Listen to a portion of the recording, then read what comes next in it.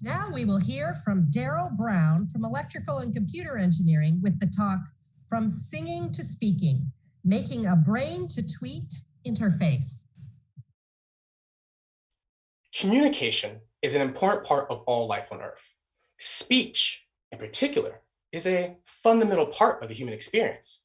Now, imagine if you were unable to speak, unable to move, literally trapped in your body, incapable of telling your loved ones how you feel, or even being able to let your doctors know whether or not the medications they're giving you are even working. This is a reality for many people across the globe, and it's what's known as locked-in syndrome. My research seeks to help these individuals to once again share their thoughts. Now, you may ask, how is something like this possible? Well, speech is a motor process. The same way that I move my arms is the same way that I speak, with my brain telling the muscles of my body what to do, similar to a musician playing a cello. Only in the case of a person with locked-in syndrome, the musician's still playing, only the strings are missing, and no sound can come out.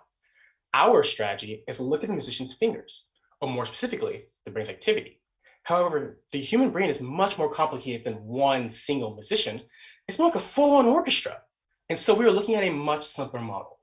Birds. Birds are one of the few species on Earth capable of learned vocal behavior, and they learn how to sing the same way we learn how to speak, from their parents.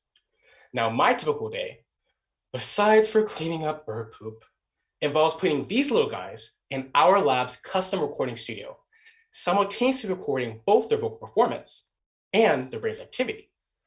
Using this data, we were able to develop an algorithm that can predict not only when, but what the bird is going to sing. Currently, we're working on implementing this into a real-time prosthesis device that can predict and produce the bird's song, such that if we were to mute our birds and plant our device, they'll be none the wiser. They will think that our system was them themselves singing. It's a brain-to-tweet interface, if you will.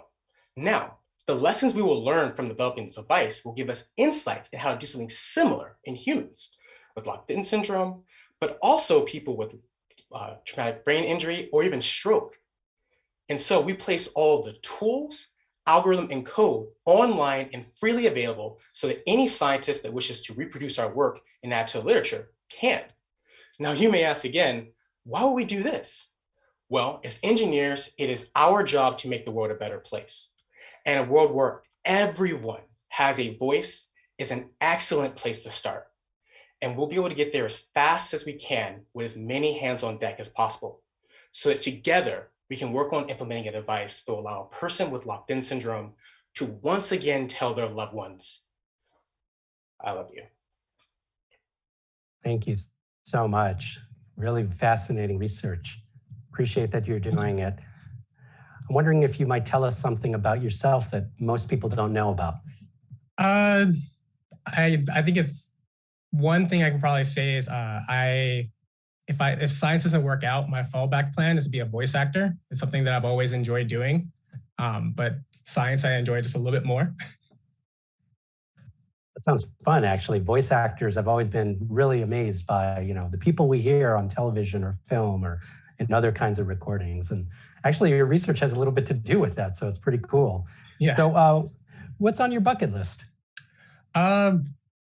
Probably once COVID has passed, definitely travel. My bucket list, I really want to be able to go to every single continent, including Antarctica. So far, I've only been to South America and Africa, and I briefly was in Europe on a layover too. I did research in Cameroon for a bit, one summer. So hopefully I can maybe do the stereotypical backpack through Europe and maybe even visit Australia. That sounds fun. It sounds like a great way you might recharge. Are there other ways you like to recharge your battery? Prior to COVID, I did CrossFit pretty much every other day.